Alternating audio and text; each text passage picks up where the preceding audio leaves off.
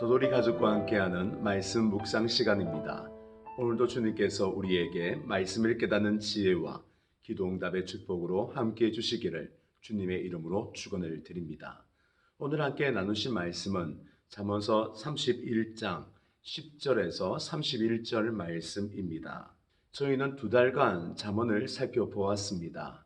그렇다면 잠언에서 말하고자 하는 것이 무엇인가 라는 정도는 알아야 되겠죠. 사실 잠언에서 말하는 것은 딱 한 가지입니다. 하나님을 경외하는 자가 복이 있다. 따라서 이제는 세상에 기웃거리지 말고 하나님 말씀을 붙들고 하나님을 바라보며 살아야 한다라고 교훈을 주는 것이 잠언입니다. 물론 잠언에는 상황에 따라 우리에게 도움을 주는 행동 원칙들이 많이 있습니다.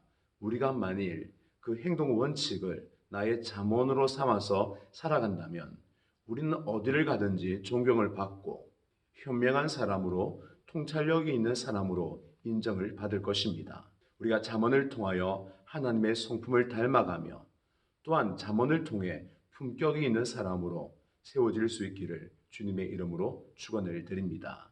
오늘 잠언은 바로 잠언의 결론입니다. 잠언의 결론으로 현숙한 여인에 대하여 기록한 것은 우리에게 큰 유익이 있습니다. 바울이 예수님과 교회의 관계를 얘기할 때 남편과 아내의 비유를 들어서 얘기를 하였습니다. 바로 오늘 그 본문의 내용입니다. 하나님이 우리의 남편이 되시고 이스라엘 백성들, 교회는 바로 하나님의 아내인 것이죠.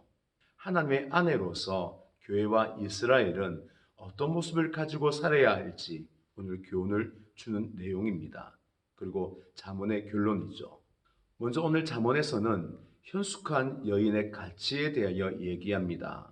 오늘 현숙한 여인을 아내로 맞이하기 위하여 보석을 구입하는 것과 같은 큰 투자, 희생이 있었음을 전제로 하고 있습니다. 그만큼 현숙한 여인을 얻는 것은 가치가 있고 귀중하고 소중한 일인 것이죠. 탈무드에는 이런 얘기가 있습니다. 아들이 돈을 벌러 배 타러 갈 때에는 1번 기도하고 전쟁터에 갈 때는 2번 기도하고 장가 갈 때에는 3번 기도하라. 백길을 가는 것은 위험하죠. 그래서 1번 기도하라 그 말입니다. 그리고 2번째는 전쟁터 더 위험하죠. 그래서 2번 기도하라 라는 말입니다. 아니 그런데 장가 갈 때 3번 기도하라. 바로 이 장가 가는 것, 며느리를 드리는 것이 그 아들의 운명을 좌우할 수 있기 때문입니다. 그러니 평생 운명을 좌우하는 그 며느리 드리는 것 정말 소중하고 가치가 있기에 3번 기도하라 라고 얘기하는 것이죠. 이것은 물론 며느리만이겠습니까? 우리의 자녀들이 배우자를 얻을 때에 그 부모, 자녀들은 항상 기도함으로 준비하며 기도로 준비된 결혼을 자녀들이 할 수 있도록 인도해야 될 것입니다. 다시 본문으로 돌아가서 10절에 보면 바로 아내를 드리는 것이 보화를 얻는 것과 같다라고 얘기하죠. 이 일은 하나님이 자기 백성, 교회를 자신의 아내로 받아들이기 위해 실제로 희생했던 내용들입니다.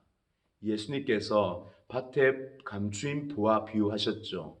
밭에 감추인 보화를 얻기 위해 모든 재산을 팔아서 그 땅을 사고 부활을 얻은 것처럼 하나님께서는 우리를 자신의 아내로 받아들이기 위해 자기 아들 독생자를 우리에게 보내어 주셨고 하나님의 희생으로 말미암아 된 것입니다.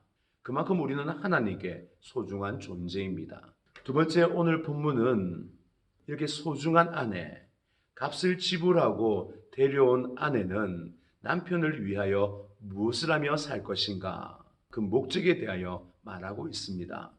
오늘 23절에 보면 아내는 남편의 영광을 구해야 하며 남편의 영광을 위하여 살아야 되는 존재이다 라고 말씀하고 있죠. 신부가 신랑을 위하여 바로 살아가는 겁니다. 사실 고대에는 신랑의 영광이 자신의 영광이었죠. 오늘 이 비유는 바로 교회를 향한 하나님의 말씀입니다. 교회의 존재 목적, 바로 하나님의 영광을 위해 있습니다. 이스라엘 백성이 살아가는 이유도 하나님의 영광을 위해 살아갑니다. 그런데 하나님의 영광을 받으시면 그 영광이 바로 우리의 것이 되는 하나님의 신비가 하나님과 우리 관계 속에서, 신랑과 신부 관계 속에서 나타나는 것입니다. 저와 여러분이 하나님의 아내로, 예수님의 아내로 우리는 오직 신랑 대신 예수님과 하나님의 영광을 위하여 살아갈 수 있는 저와 여러분 될 수 있기를 주님의 이름으로 축원을 드립니다. 그러면 우리는 어떻게 하면 신랑이신 하나님과 예수님을 위하여 현숙한 여인으로 살 수 있을까요? 첫 번째 11절에서 남편이 믿어주는 아내가 되어야 됨을 말하고 있습니다. 아내가 남편의 신뢰를 얻는 거죠. 아내는 남편이 믿을 만한 아내로서 자리매김하여 남편이 지고 있는 짐을 같이 질 수 있어야 합니다. 남편이 믿을 수 없는 아내에게 자신의 짐을 맡길 수 있을까요? 맡길 수 없죠. 그만큼 거리감이 있는 겁니다. 저와 여러분, 남편이 믿을 만한 사람이 되어서 같이 짐을 질 수 있는, 짐을 나누어 지는 저와 여러분 될 수 있기를 주님의 이름으로 축원을 드립니다. 실제로 이것은 우리가 하나님과 함께 짐을 질고 사명을 이루어가는 삶을 말하는 것입니다. 하나님의 소원이 무엇인지 남편 대신, 신랑 대신 하나님의 마음의 소원을 잘 알아 우리가 그 소원을 이루어드리는 성숙한 여인이 되시기를 주님의 이름으로 축원을 드립니다. 두 번째는 아내는 남편을 존중할 때 현숙한 여인이 될 수 있습니다. 남편을 무시하면 무시하는 순간부터 하여 부부관계는 깨어집니다. 바울이 남편과 아내의 관계를 얘기할 때 아내는 남편에게 순종하고 존중하라 라고 얘기하죠. 바로 아내가 남편을 사랑하는 방법입니다. 남편을 진심으로 사랑한다면 존중하고 또한 순종해야 합니다. 남편을 끝까지 믿어주고 그 남편을 남편으로 인정하는 삶, 바로 그것이 부부관계의 가장 중요한 초석이 되는 것이죠. 하나님과의 우리 관계는 더 그렇습니다. 아내인 우리는 남편 대신 하나님의 계획, 생각, 그 뜻을 잘 모릅니다. 하나님과 우리의 생각은 다르기 때문이죠. 깊이, 높이, 너비 측량할 수 없습니다. 따라서 아내인 우리는 할 수 있는 것이 남편이 말하면 그것을 듣고 순종하고 따르는 것입니다. 이해할 수 없는 하나님의 일인데 우리가 억지로 이해하려고 한다고 이해가 되지 아니하죠. 하나님 말씀은 순종의 대상입니다. 성경을 보면 믿음의 사람들은 항상 하나님을 이해한 사람이 아니라 순종한 사람이었습니다. 순종하니 하나님을 알게 되고 하나님을 이해하게 된 거죠. 저와 여러분, 신랑 되신 하나님 예수님께 순종함으로 나아갈 수 있기를 주님의 이름으로 축원을 드립니다. 순종할 때 하나님의 기업이 부흥되고 커지고 세워지기 때문이죠. 세 번째입니다. 아내는 남편이 부재했을 때에 남편의 일을 대신해야 합니다. 오늘 13절에서 21절 많은 분량인데 바로 이 얘기하고 있습니다. 남편이 부재한다면 바로 그 없는 자리를 아내가 대신 채워줘야 합니다. 그게 현숙한 여인입니다. 지금 우리의 삶이 그렇지 아니한가요? 하나님께서는 실제로 이 땅에 보이지 않습니다. 나타나지 않습니다. 오히려 부재하다라고 볼 수 있죠. 아내인 우리에게 그 일을 위임하셨고 우리가 그 일을 감당해야 합니다. 예수님께서 이 땅에 오셔서 아버지의 모든 일을 다 이루시고 감당하신 것처럼 우리는 신랑 대신 하나님 예수님을 대신하여 이 땅에서 그 사명을 감당해야 되는 것이죠. 하나님이 없는 그곳, 없는 게 아니라 내 안에 계십니다. 그리고 함께 그 일을 하기를 원하시고 예수님 대신 우리가 그곳에서 섬기기를 원하십니다. 우리가 현숙한 여인이 되어 남편이 없다고 느껴지는 그 자리에 우리의 헌신과 봉사와 수고가 함께하기를 주님의 이름으로 축원을 드립니다.